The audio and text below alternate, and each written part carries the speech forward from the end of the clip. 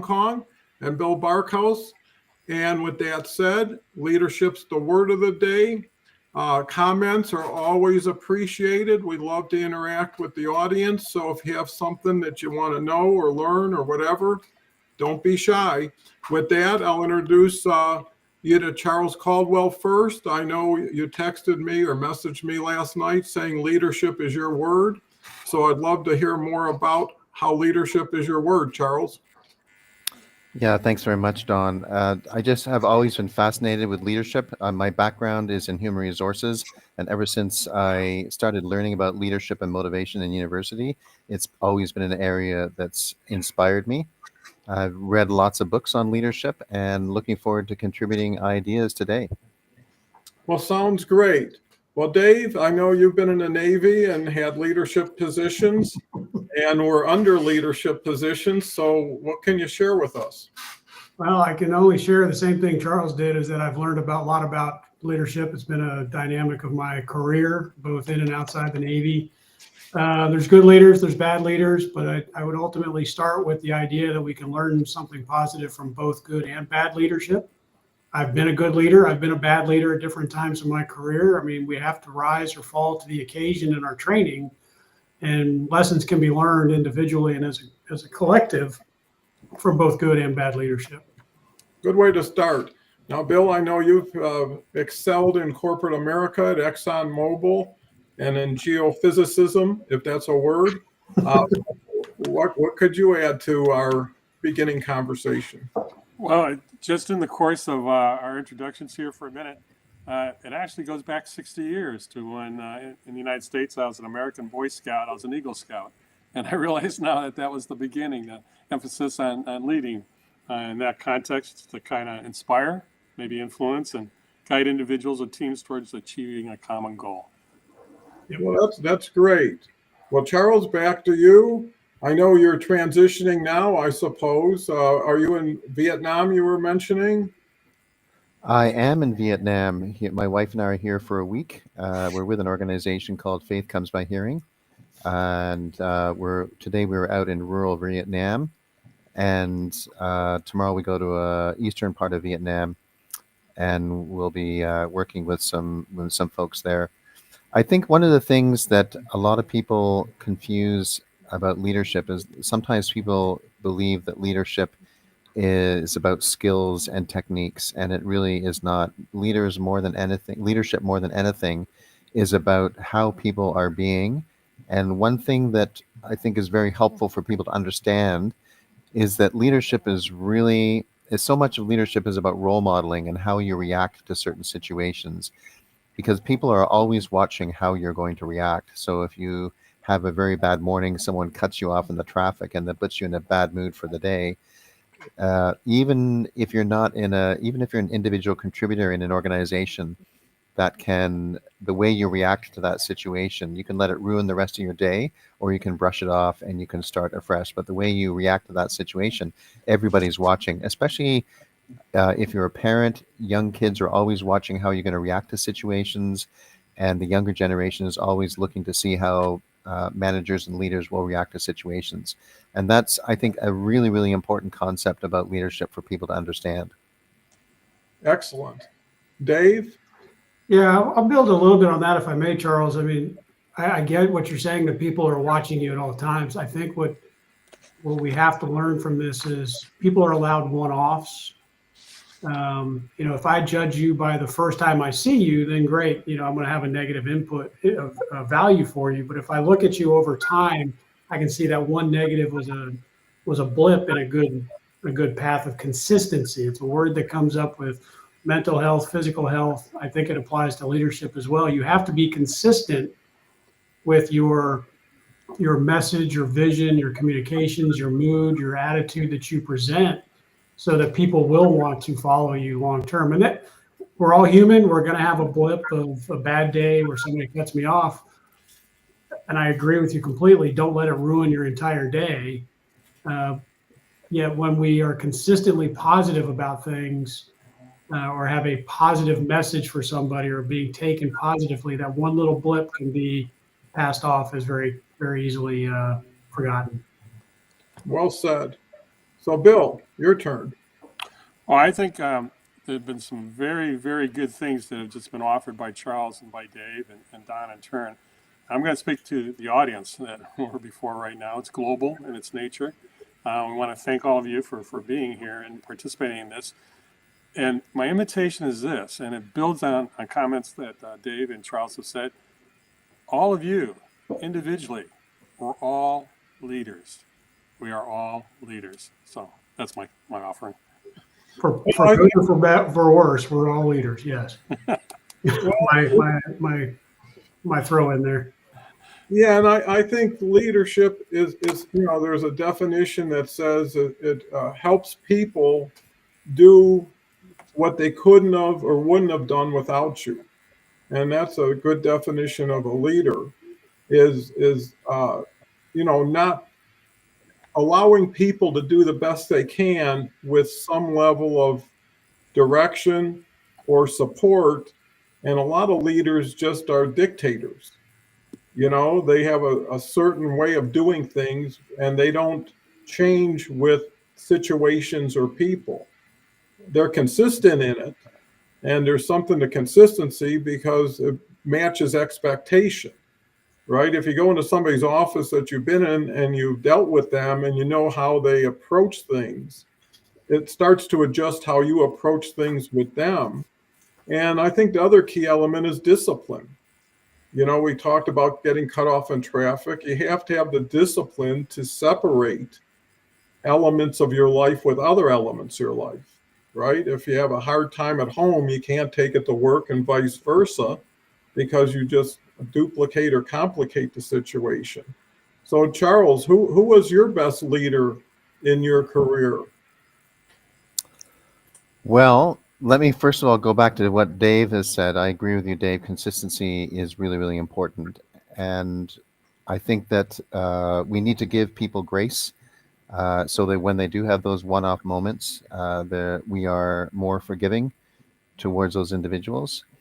And the other comment you made about, Don, about leadership is a lot of leaders are dictators, and the sorts of words that come to mind when we think of leaders who have a dictatorial style, we think of control, oppression, authority, fear, and rigidity. Whereas the way I view leadership is that it's about collaboration, it's about empowering other individuals, it's about setting a vision for a team, it's about establishing trust, which we've talked about, and it's also about being versatile and adaptable. And one thing, Don, to specifically answer your question, one of the mantras on my LinkedIn profile is that my ceiling is the next generation's floor. And the reason for that is because when I was younger, I had a lot of mentors who really took me under their wing. I didn't really realize it at the time until years later when I was studying leadership and reading about leadership. But I started a little, very small business when I was quite young, and people gave me a lot of direction and a lot of support. They gave me vision. They kept me encouraged if I ever got discouraged.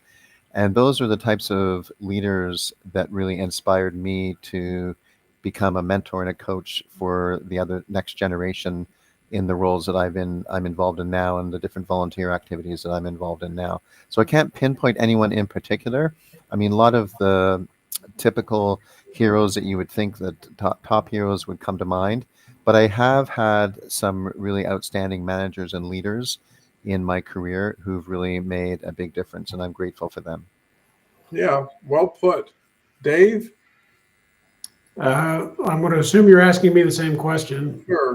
And I would have to say, as trite as it may sound, is my father and some of his friends who were Navy officers themselves. And it was more so, less about getting me to join the military, but to be the best me and to guide me and mentor me where I needed it at the time. I had several great leaders in my time in the Navy, and the easiest ones for me to say are Admiral McCraven and General McChrystal, because in the special operations community, they allowed me, well, actually, let me throw in a third one in the same community as Admiral Pybus, Sean Pybus, who gave me said, hey, what do you want to get out of this tour? What do you want to get out of this time and you're under our command. Okay, well, let's go make that happen and let me have freedom to do it, and gave me the tools I needed when I needed it. And that to me was a leadership role that they played, of letting me elevate myself at the same time as they guided me along that direction.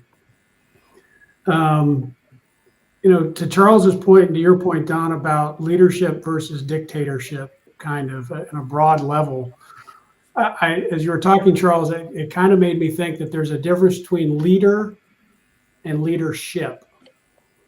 A leader relies on leadership, yes, but a leader can rely on dictatorship too. He's a leader of a cause, but he's directing how it's going to happen.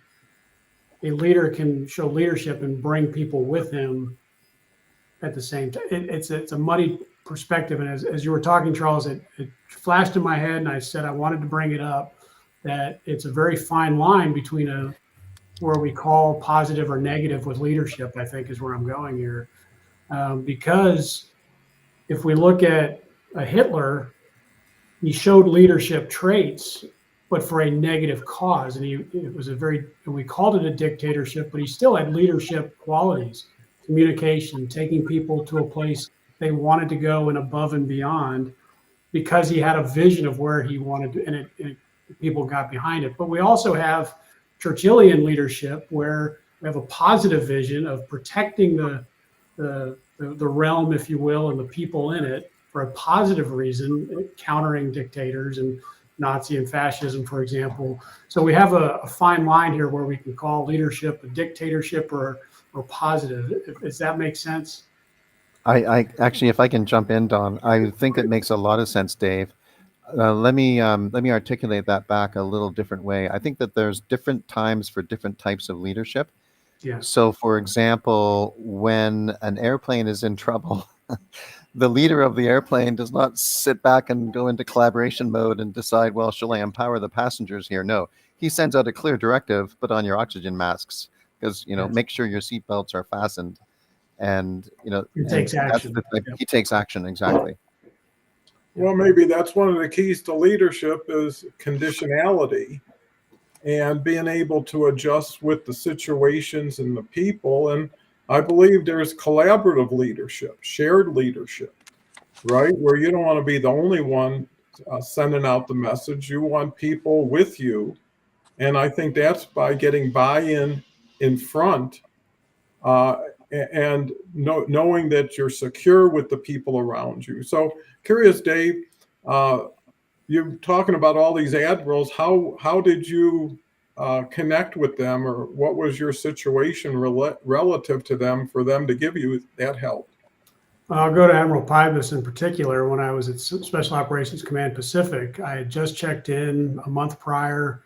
He took command a week prior to this conversation. I didn't promote to the next rank. And he said, well, what do you want to do? And I said, well, I like to take on this path that I think is missing within the command arsenal of tools to combat terrorism in the Pacific in particular, but globally, big picture.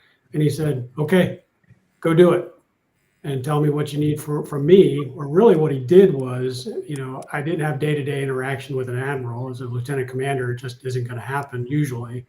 But he told my captain, my department head, and said, look, let Dave go do it. As long as we're seeing positive results. With General McChrystal, Admiral McCraven, I had a little bit different relationship with them. I was the National Security Agency rep in Iraq for one of the commands that one of the task forces. And I was in a unique position because I was providing unique intelligence to them that they couldn't get in the field.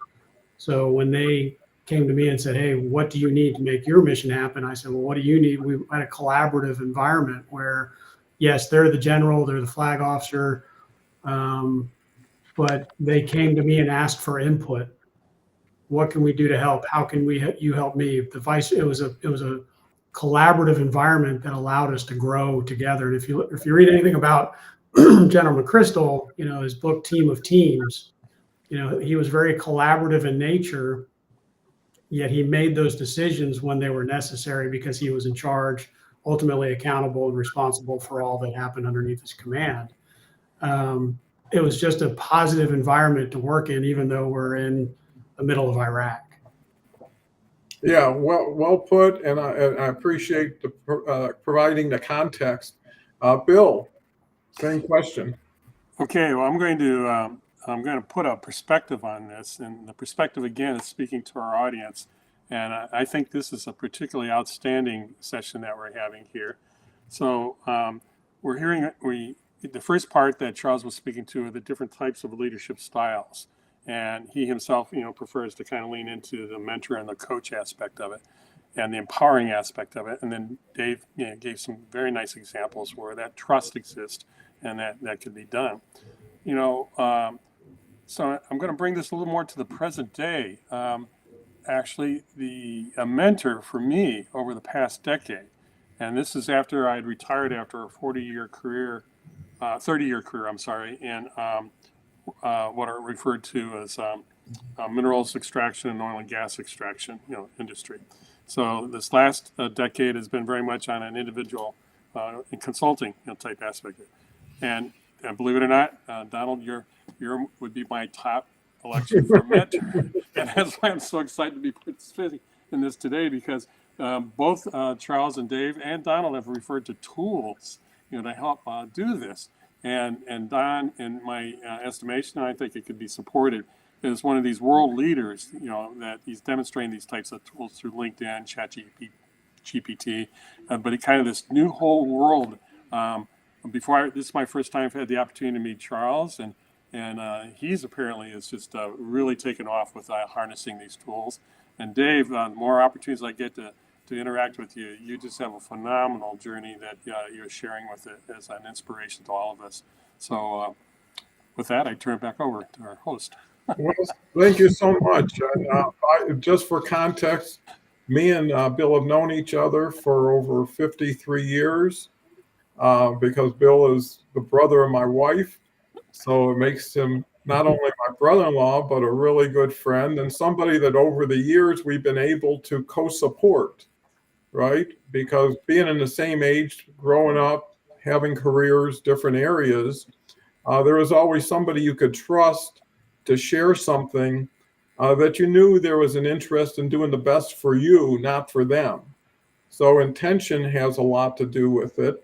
But before we get too far, I can't help but recognize Charles because he's always the most outstanding commenter. Role modeling by exemplifying integrity, empathy, and ethical behavior. Positive leaders set a standard for others to follow. Their actions inspire trust and respect. Second one, you gain strength, courage, and confidence by every experience in which you really stop to look fear in the face. You must do the thing you think you cannot do. Eleanor Roosevelt.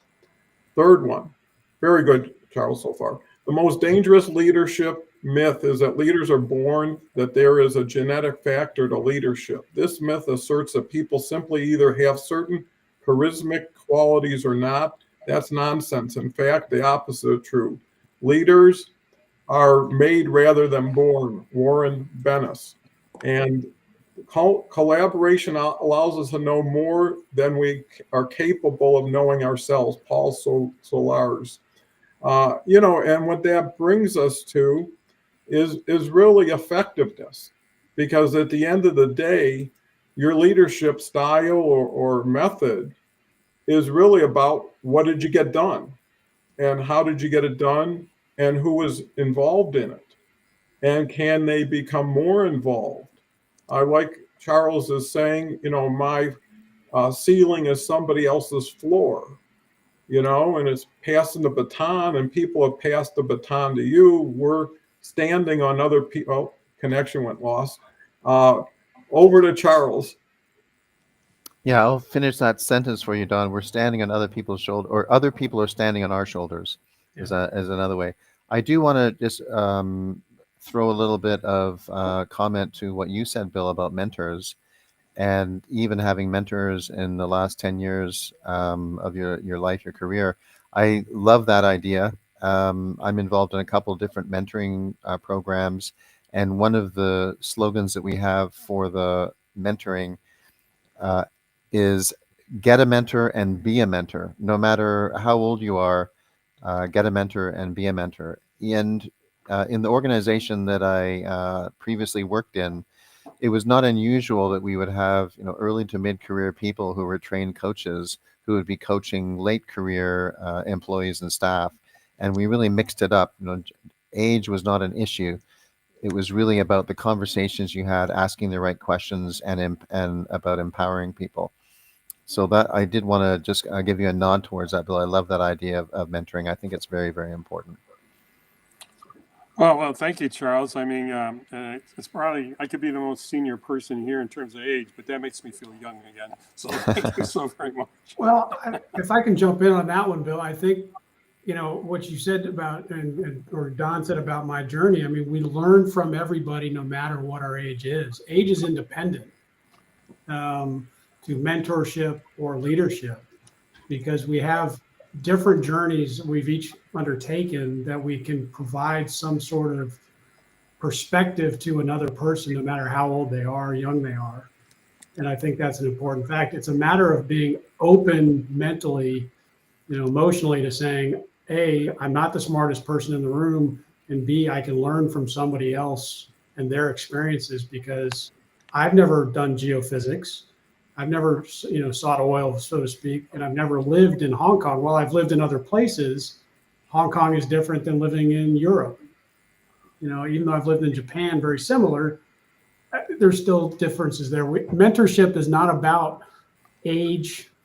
It doesn't have to be about position, and neither does leadership, for that matter. It's about what you convey or what you have to offer to somebody else who's willing to listen to what you have to say. Yeah, that's important. And, it's ongoing. And I miss part of that youth or aging element.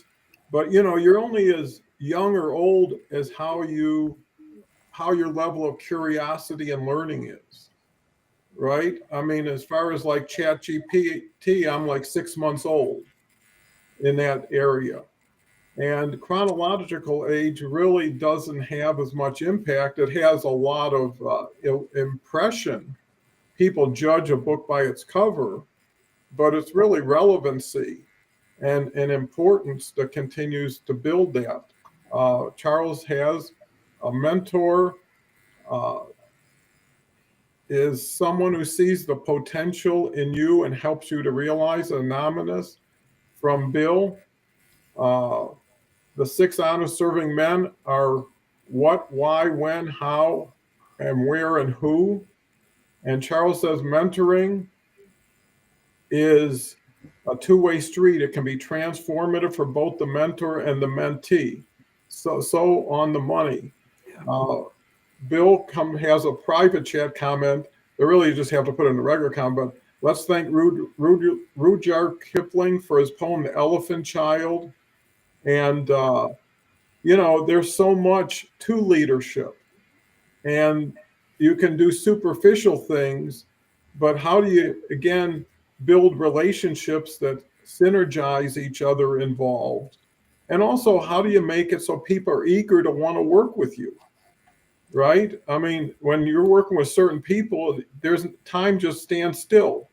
Right? I've been in conferences and listened to speakers that they could speak all day and I would never lose my enthusiasm or awe. And you can't help but take good things away. And I think the earlier element of modeling, everything you do and everything you say is being heard and seen, hopefully. How are you building your reputation? And I think when people already come in with an expectation, but boy, this guy's a great guy, he's really fair, you put your guard down and you're more open. But if you got to watch every word, you got to look at every facial expression across the room from you, you start to get a little more tentative, a little bit more measured, and you limit your ability to express yourself in a way that should be heard. So it's really building bridges, not trying to climb walls. And here's Charles Caldwell. Well, this is actually, I posted a snippet from Bill, the Rudyard Kipling poem, The Elephant's Child. Yeah, okay. Follows a curious elephant young elephant, while seeking answers about the world, encounters a crocodile that bites his trunk, causing it to stretch. This playful tale illustrates the themes of curiosity, transformation, and how experiences shape our identity. And, literature is such a great aid in that regard. So since I've been out of sync for a little bit, who is next on the rotation? Well, I'd like to ask a quick question, if that's all right. Okay, sure. Okay, I mean, again, I'm just totally excited about our session today. And Don, your sessions where people and the participants will come with a given word, a choice of the word for the hour here, today being the hour of empowerment. And as I understand, Charles, you had chosen leadership. If it's not too invasive, I'd be interested. How did you come up at this time with that particular emphasis or attention to leadership? Well, actually, that's a great question, Bill. I think actually Dawn was the one that came up with the word leadership. Dawn might be able to clarify that. And I wasn't sure I was going to be able to make it because we were currently traveling and we had a late evening activity today. But then when I saw the word leadership, I thought, okay, for sure I have to join that one because that's a topic that I'm really passionate about. But it is true that lately leadership has really been on my heart a lot. I just recently finished in my previous role, and now I'm really looking at what's next for the next season, the next piece of my career. And leadership is going to, I think, will feature in a big way. My background's in human resources, but that started up through learning and development and leadership development. And so I have a background in training and developing leaders. And that gives us great context. I'm just curious, Charles, what are you exploring as your next step on the ladder of success? Well, I'm going back and I'm looking at some things that I have written about in the past around leadership, similar to where I started off about, and we've talked about a little bit here about the importance of role models as leaders. And one of the things I'm looking at is how do you know if your leadership is really making an impact? And there's a couple of ways that you could look at that. And I don't mean in terms of measuring with pulse surveys and assessments and that type of thing, but there are certain ways that a leader can actually sense and listen for, take perspective on how their leadership behaviors might be making an impact in the organization.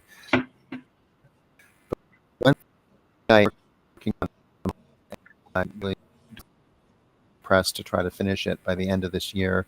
Administration and my area of research is the efficacy of virtual versus in-person coaching and whether or not age is a dependent factor. So those are big things I've bitten off to chew, Don.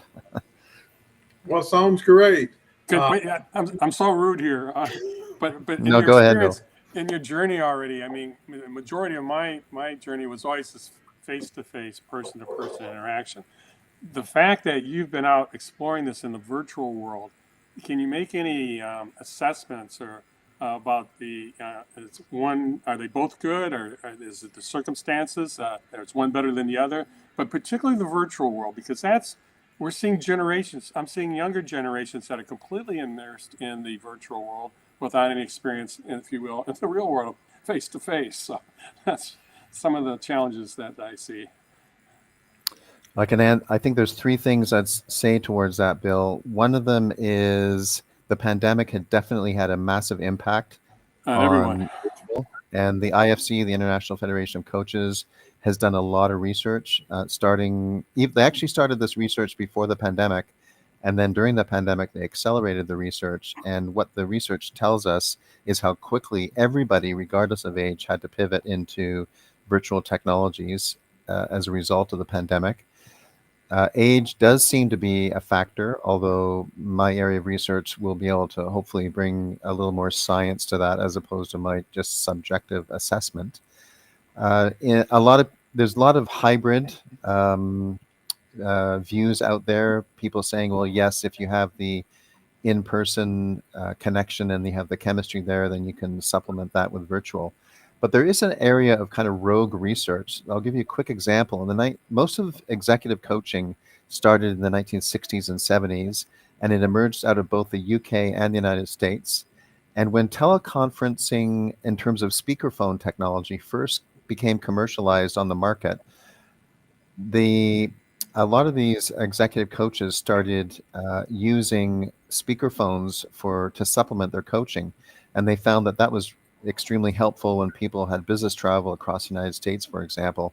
And in my literature review, I've uncovered a whole piece of study from the 1970s on how people leaned on this technology, similar to how people are now leaning on the Zoom technology and Teams technology. But the third thing I would say in terms of is one better than the other, the jury's out, but there is a pocket of research called gaze aversion theory. Gaze aversion theory studies eye movement when you have an insight. And when you have an insight, you generally look away from the person who is asking you the questions that's triggering the insight. And so this one area of study is saying that because we don't exactly look in the camera with virtual technologies, that this sets us up to perhaps have insights more often through virtual technologies. Not everyone buys that theory, but the gaze aversion theorists think it's a good theory. Well, excellent question. Excellent answer. Dave? I have no follow-up to what Charles just went through. You always do this to me, Don. You drop the bomb on me. I guess as I'm hemming and hawing here, one of the thoughts I had during earlier conversation was somebody said leadership's the ability to make somebody do something that they normally would not have wanted to do or thought they were able to do. And whenever, as soon as I saw the word leadership today, I always go back personally, for whatever reason, to Churchillian quotes. And, leadership involves a great amount of communication and the ability to share a vision. And I guess, for better or for worse, one of his best quotes in my mind was, tact is the ability to make somebody go through hell and enjoy it. And I'm paraphrasing there to a certain extent. And there's some element to that. Because I take it from another angle that I may not be comfortable with the change that the leader is encouraging or taking me to this new level. Going beyond my comfort zone is important for all of us. And if someone can pull me through with them and I can be uncomfortable, I'm going to grow ultimately. Change doesn't happen we don't get better with anything if we just stay where we are. We have to change, and we have to struggle to come out on the other end, understanding why or how we did change. So again, I go back to Churchillian leadership quotes almost immediately when I hear the word, but I think it's very important that we recognize that leaders are, even the worst leaders, as I started out the conversation with, we can learn something from them. And while we may think they're bad leaders, maybe they have taught us something and they've taken us through a growth period that we can learn from. Yeah, that's an excellent insight and share. And, when you look at the world, it's changing so dynamically. Give you a real life example. Me and Bill decided to harness all the latest elements that can really drive someone to superior success with regard for time, effort, and resources. So within a couple days, we actually completed a quality book that shares how you can leverage LinkedIn live streaming with ChatGPT, with newsletters, to really have a phenomenal stature that's relevant, and it's because of content creation. I've been able, along with Bill, to generate 7 newsletters a week in less than about 20 minutes, and never had that ability. Got to write a book in collaboration with Chat in less than 2 days, and it's phenomenal. And what you learn is it's not what you know, it's what you can ask about what you want to know. It's all about strategic prompting and how you can interact. Most people look at like ChatGPT as an advanced Google, right? Where's the capital of this country? You get an answer. But everything you do, it remembers. It can go back and pick back up on. And that's wonderful. So people don't know what they don't know about what they have capabilities of because they tend to look at it in a human view. Their limitation becomes chat's limitation instead of looking at chat's opportunity. And to Dave's point, for things to change, you need to change, right? You're the factor of the change. Things don't just happen to you. You allow things to happen to you. Charles comes back with gaze aversion theory suggests that individuals look away when gaining insights or processing complex information to minimize distractions and enhance focus. To each, there comes in their lifetime a special moment when they are figuratively tapped on the shoulder and offered the chance to do a very special thing. Winston Churchill. And what's the name of your book? That's a good question.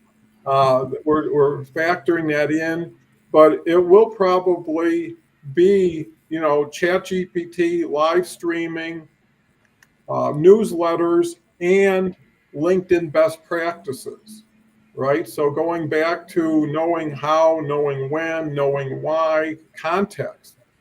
And, we put together something that actually is naturally in book form, but also looking at putting together an 8-week program that lends itself to one-on-one or group training, where it's all identified, resource book is built, the opportunity is easy to communicate, and the how-to is there. So like week 1, you do this, week 2, and by week 8, you're ready to fly. You've got a LinkedIn newsletter. Bill just launched his newsletter 10 days ago. And actually, Bill was a great example of having a real life, let's say, field study where built his newsletter. It's got 430 subscribers. I think we lost Don again. Yeah. Uh-oh. So, Bill, what? Okay. Yeah, go to it. Am I back? Yep. Okay. You're back yeah. on. I'm happy to be back. Happy to turn over to Bill. But yeah, it'll probably involve those 4 key areas and leverage, taking somebody through the process so they're independent of you. And then maybe having some continuing support. But this would be a wonderful opportunity for large organizations to optimize everybody's skill set and have them leverage live streaming, which I think is superior to anything else you can do on LinkedIn. Newsletters, which are so wonderful in niches. Bill's newsletter is drone geoscience. And it's all meant because that's his new field that he's really excited about, that he's been into for a few years and has actually done the hands-on in the field work. And that always helps to have a little experience in what you say you're going to do. So, Bill, the question was to you from Charles when I was cut off. Okay. And the question again, please. I want to get the right one. I thought that. Oh, go ahead, Charles. Well, I think it's fantastic that you have written this book. For 2 reasons. One, because you've written it, and I have no doubt the content will be extremely useful based on how you describe it. But the other thing is that that's an example of leadership. You've shown people that in a short pace of time, you can pull together these tools that will help you collectively bring together your great ideas. And that's leadership. There's never been an easier time right now than to publish books. And if people have ideas and they have always had a vision to publish a book, now's the time to make that vision happen. So you guys are demonstrating leadership by making it happen for yourselves. So, congratulations. Well, thank you so much. I appreciate that. And it confirms a lot of what we felt. And that's why getting the word out about what we're doing invites feedback, invites insight, and builds confidence. The other thing is everything to a certain extent is a return on time, effort, and resources. What used to take forever became a challenge, right? If you had to sit down and scribe out a book, first of all, it takes time. Second of all, it takes thought. And third time, it's based on your limited information. But if you can generate the questions that everybody would have and allow chat to do its thing, it's just amazing.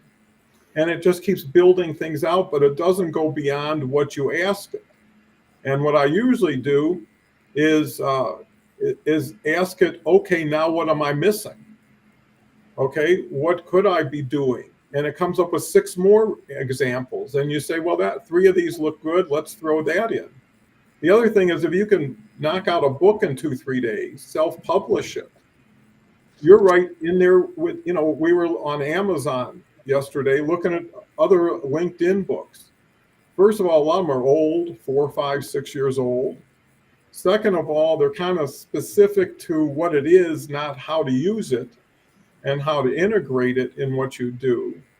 And all of a sudden you're up there in the 20 books that are on LinkedIn. And the key is and everything is about how effective it is. You read it, that's great. Maybe it's entertaining, maybe it's inspiring, but can you actually apply it? And that's where a workbook goes with it, with worksheets and resource guides, how to get Calendly, how to get this, how to get that. And I believe it's going to be a huge hit because so many people don't know any more than what they're doing, and they're doing the best they can. And because everybody around them is doing it the same way, they think they're in the game. But, when you can elevate above it and then add on to it, right? If a book takes 2-3 days, how long does a second book take? Right? So once you understand that, you start coming out with more information faster. So without getting too deep into that, which I'm happy to have the opportunity, because every time I talk about it, I learn from what I hear. I hear it at the same time you hear it, and had no plan in saying it until it came out. I think, Bill, what's your thoughts? Well, two quick comments. Again, in the course of experiencing this forum today, it's really exciting.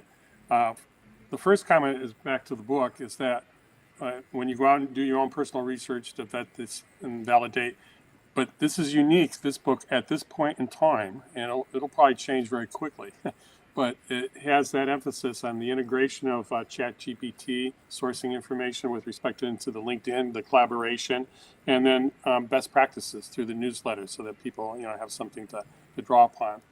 But I want to bring it full round because the time's getting away from us, back to this aspect of leadership.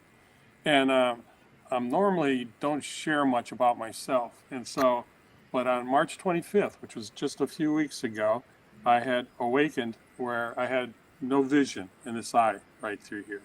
It was just totally black. Now, I immediately thought, well, maybe I had a heart attack and didn't know it. But I knew enough to directly go to my eye doctor. Got there a couple hours early, sat there in the waiting area until they opened much later than I thought they did. They looked at it, and within minutes, they sent me off to a regional retina surgical center. And what I had done, however I did it, and I've asked this question many times, and the answer they gave is actually a very good one.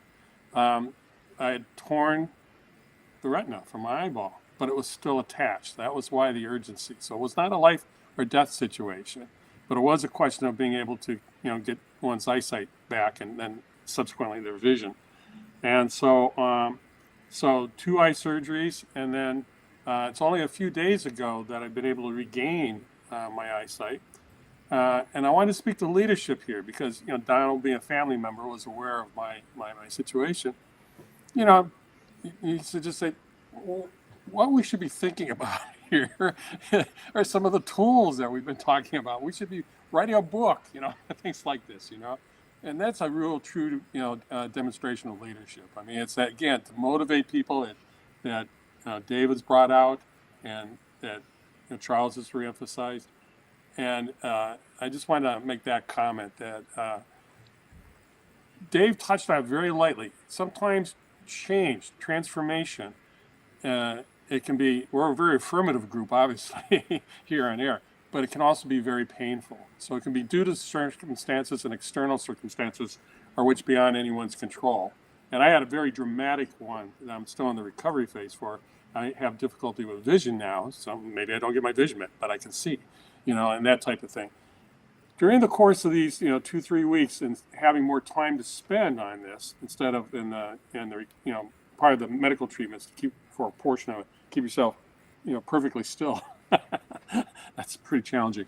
But anyway, but the number of people that have responded, through the online medium that Charles was able to put into perspective, it is a very well received medium for learning.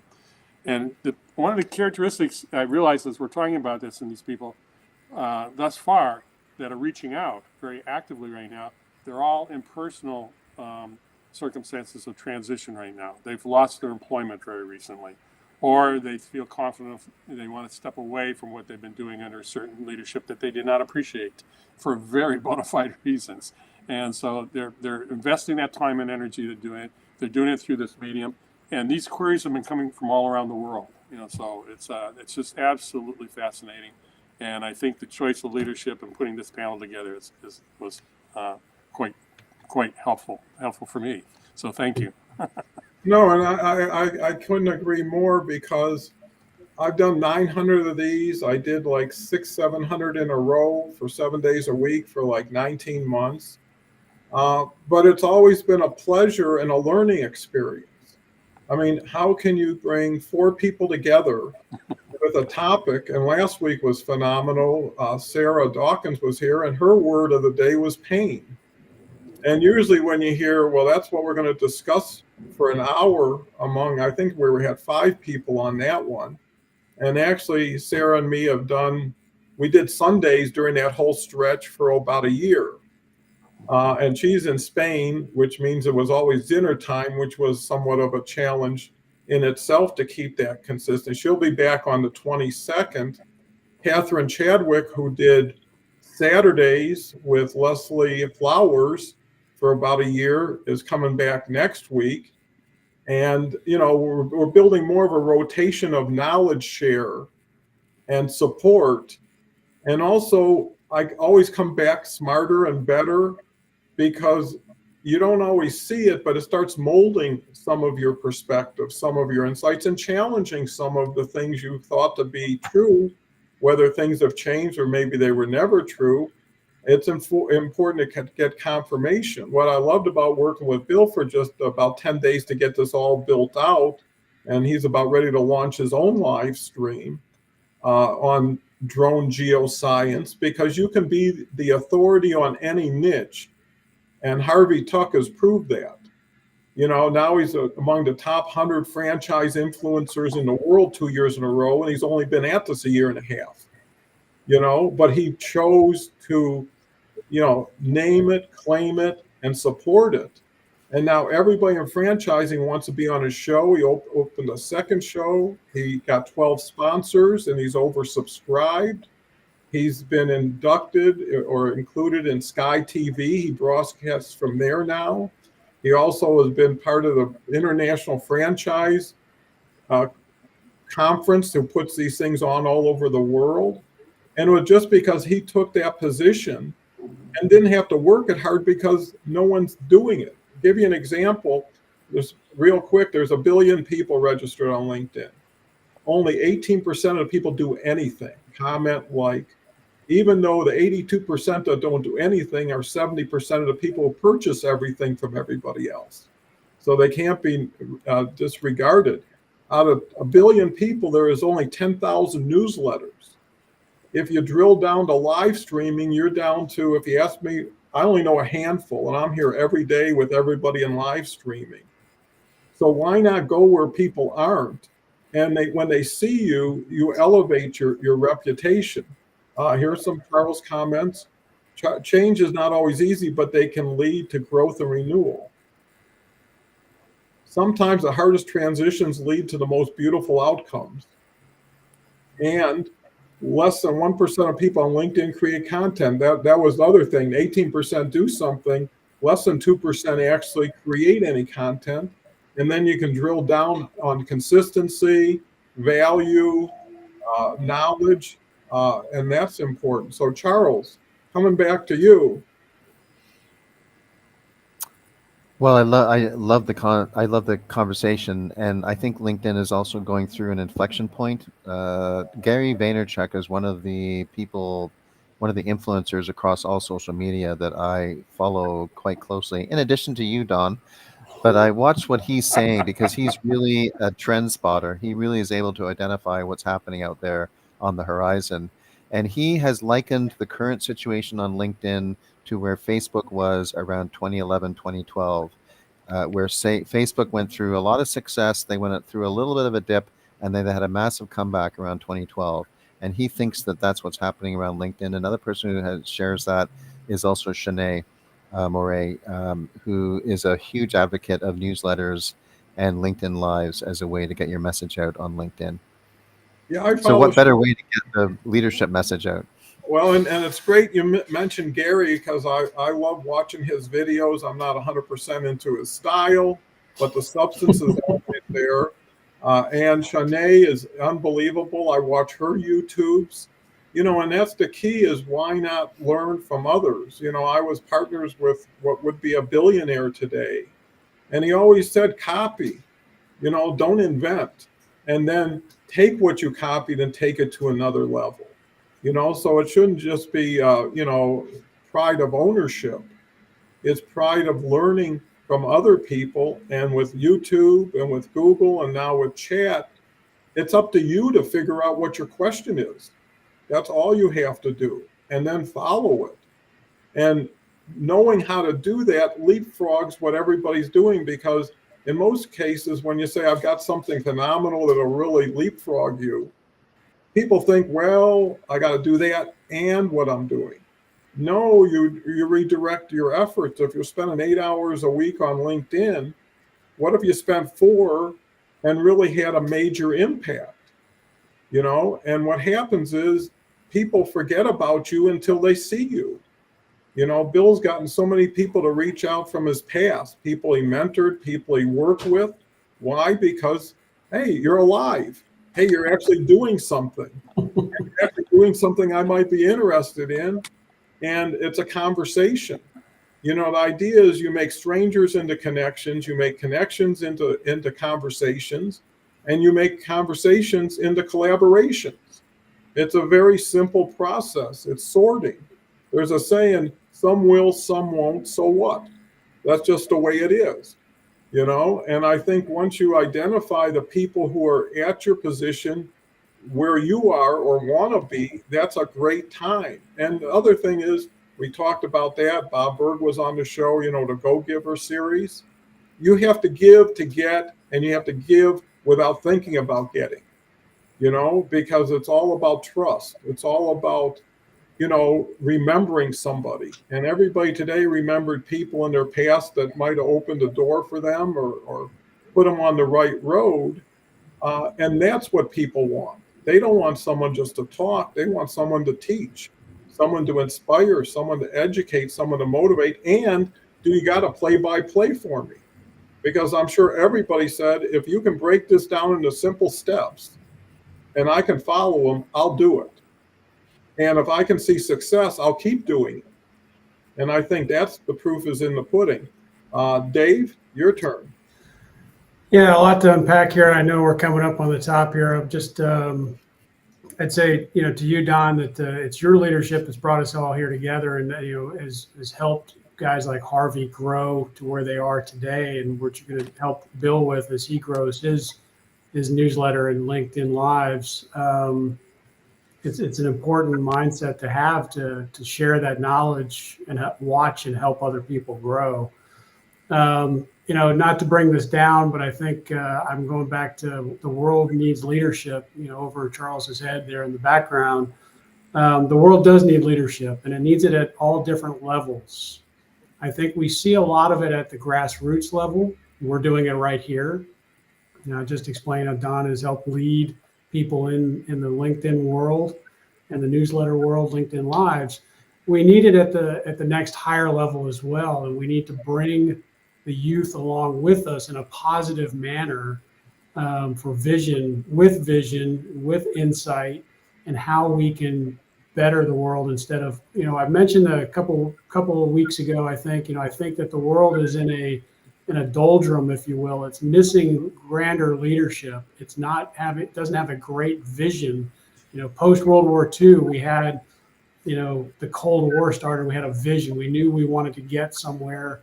The space race, helped people galvanize around sciences and technology. And what have we seen from that today? We have iPhones. We have global positioning system. We have global communications with Charles halfway around the world. We're missing that today. And when is that leadership going to rise that can galvanize not one party or another, one culture or another, but the entirety of a culture? I'm really waiting for that to happen. And I have a couple of people I think could do it. I don't know why they aren't. I don't know them personally well enough to do so, to ask them. But I think we are at a precipice where we need world leadership, and I'm hoping we'll find it very soon.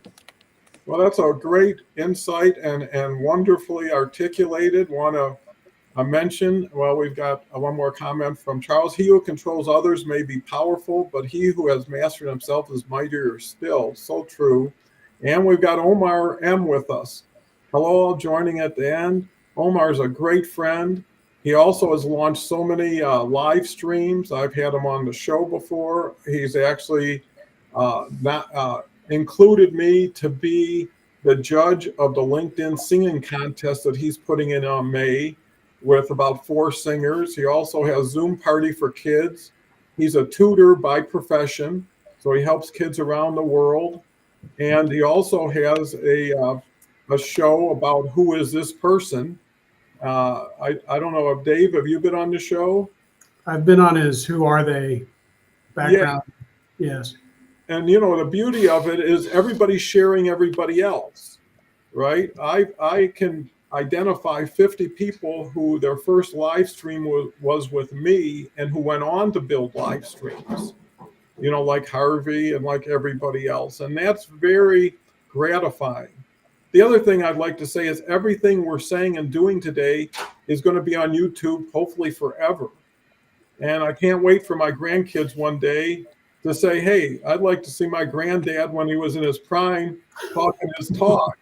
So it's kind of a gift. And the other thing is 900 hours of YouTube, which if you just have 3 minutes per episode would be 2,700 minutes, which would be 60 hours of nothing but 3 minutes tidbits. Well, AI is converging, so it will be, and it's close, that you can just load all 900 videos and say, create 7 books, a bunch of shorts, all this other stuff, and it's there for you. So content is king when it comes to a certain point. And that's why sharing this, because people understand it, but they don't understand the full impact of it, the full value of it. They just see it through the eyes that they've always seen through. And when you could share it through your eyes and they can see something they never saw, that's where leadership can come into play. Give me something new. Give me something exciting. Give me something I can't do on my own, and I'll take advantage of it. And what happens is you shift. You start to incorporate. I know when online banking came on, and everybody said, you got to get on. I said, well, I don't write that many checks, and it's not a big deal to put a stamp on an envelope because that's all I knew. Once you go there, you don't come back. And then you say, well, I was wrong about this. I was wrong about that. Maybe I'm wrong about a bunch of other things. And you allow yourself to pivot. So thank you, Omar. I'll look forward to having you back on the show. And that's what friendship is. And Omar travels the world. He broadcasts from so many different countries, so many different places, and he has so many quality friends. So when you combine 2 circles, both circles get bigger. And I think that's important. If you took people, I know we're running close, and you looked at someone who does exactly what you do the way you do it, only about 20% of the connections are mutual. That means when you combine 80% of people in someone else's network gets to see you, and this is even more synergy. So there's so much to it, and energy makes so much difference in leadership. There's a saying, no one cares about your words until they hear your music, right? If you're enthusiastic, you're excited, you're confident, all of a sudden your words have meaning. If you mumble, they don't.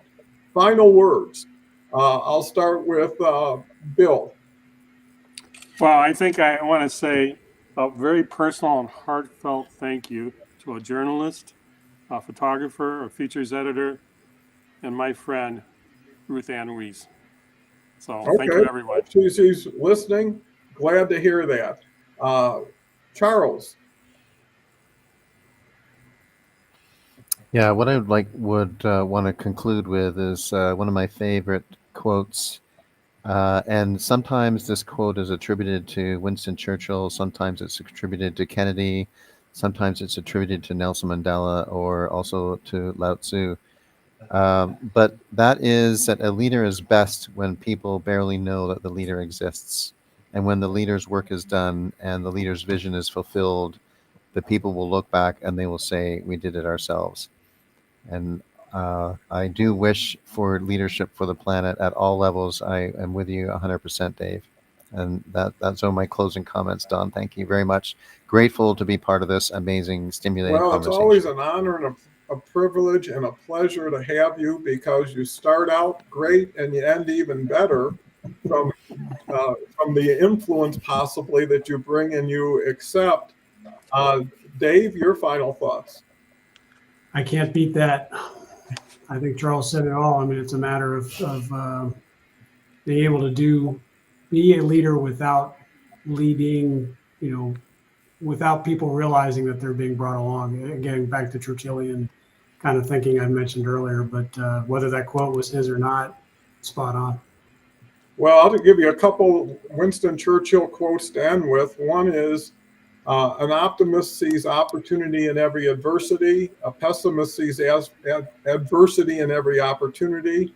And as a chuckle, he was heard talking with a lady. She was sort of Lady Wadsworth, let's say. And she was kind of disgusted with his behavior. And she said, if you were my husband, I'd put poison in your tea. And he said, well, if you were my wife, I'd drink it. So Very good one. Yep. that's something that sticks with me. And that's the key, is what sticks with you has purpose, has meaning, and can be repurposed for others. So how much we've shared among ourselves, but how much we share going forward is even more incredible. So with that, want to thank the audience, want to thank the co-hosts today, and look forward to having you back next week again. Next week will be Catherine Chadwick. Dave will be here. By the way, Jason has a paid opportunity every other Thursday, and that's why he's not here, but he's coming back on the 22nd. Charles always has a chair at the table anytime he chooses to, because I love the informality of this, because what it says is, it's just like get a chair and pick it up and pull it to the table. And that makes it easy for everybody. Plus there's no plan, no script, no structure. It's just trusting people to be in the moment, be responsive, and add value.